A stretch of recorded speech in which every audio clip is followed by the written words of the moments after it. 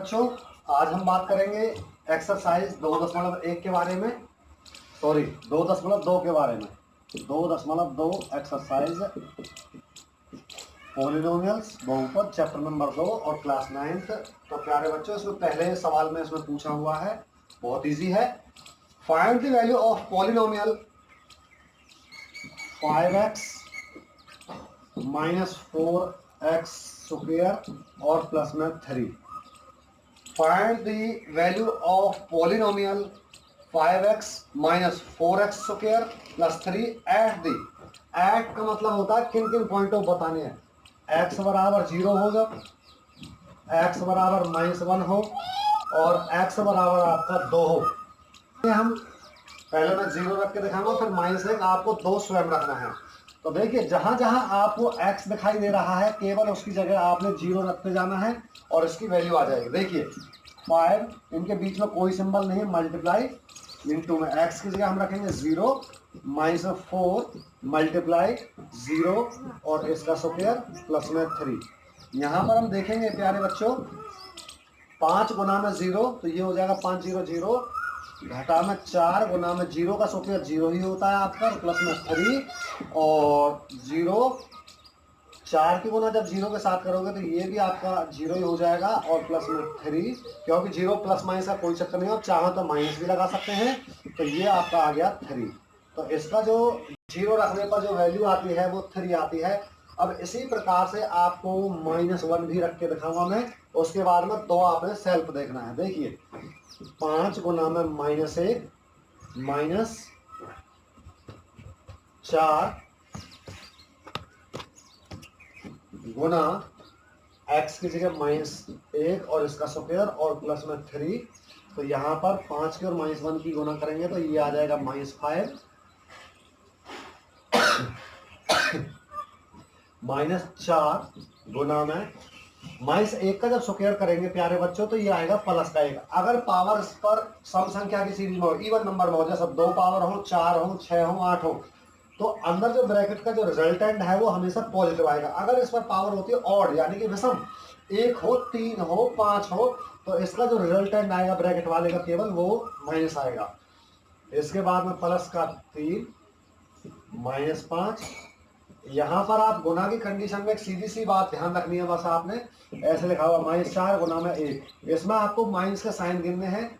तो इन दोनों जहां तक गुना हो रही है इनके बीच में केवल एक साइन है, एक साइन है तो प्लस 2 पे सॉरी माइनस, 1 पर रहेगा आपका माइनस, अगर एक साइन हो 2 पर रहेगा प्लस, 3 पर माइनस। यानी कि सीधा सीधा निचोड़ बात का ये है कि अगर नेगेटिव साइन हो इवन नंबर की सीरीज में तो आएगा प्लस और ऑड की सीरीज में हो तो आएगा माइनस। यानी कि सम और विषम का चक्कर है, विषम का आएगा नेगेटिव और सम का आएगा पॉजिटिव आपका। तो ये एक ही साइन है, यानी कि विषम की सीरीज में तो माइनस आएगा, 4 एकम 4 और प्लस में 3। माइनस के 4 और माइनस के 5, ये माइनस के हो गए 9 और प्लस का 3 और ये बच गए माइनस के 6। तो ये इसका रिजल्टेंट आ जाएगा भाई। तो प्यारे बच्चों, ऐसा ही इसका सवाल नंबर 2 की अगर मैं आपको और लेके चलूं तो ये कह रहा है find P0 P1 and P2। इसका मतलब ये है कि जैसे P में आपकी इक्वेशन दी है इस तरीके से Py is equal to y square minus y और प्लस का 1। तो इसका सीधा सीधा मीनिंग ये है, P0 का मतलब y की जगह आपको 0 रखना है, y की जगह एक बार 0 रखना है, फिर 1 रखना है, फिर 2। मैं रख के दिखा देता हूँ यहाँ पर। देखिए y की जगह हमने रखना है 0, तो P0 बराबर है 0 का स्क्वायर माइनस 0 प्लस 1। तो 0 का स्क्वायर 0 ही, 0 और प्लस 1, तो कुल मिला के आ जाएगा ये 1। तो P0 की जो वैल्यू हो गई हमारी वो हो गई हमारी 1।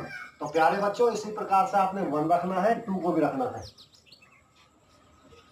तो इसके प्यारे बच्चों हम सवाल नंबर 3 की तरफ अब चलेंगे। हम ये कह रहा है verify whether the following are zeros of polynomials indicates against them.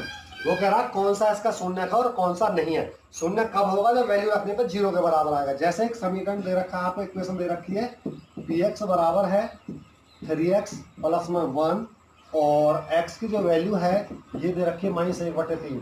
अगर इस वैल्यू को रखने पर, इस वाली वैल्यू को रखने पर इसमें अगर ये 0 के बराबर हो जाता है तो इसका जीरोज कहलाएगा, जीरोज। यानी कि शून्य। देखिएगा मैं रख रहा हूं इसकी वैल्यू को, तो P 1/3 रखने पर माइनस की कितनी आ जाएगी, 3 गुना में -1/3 प्लस में 1, 3 से 3 कैंसिल, -1 प्लस 1 और ये आ गया मेरा 0।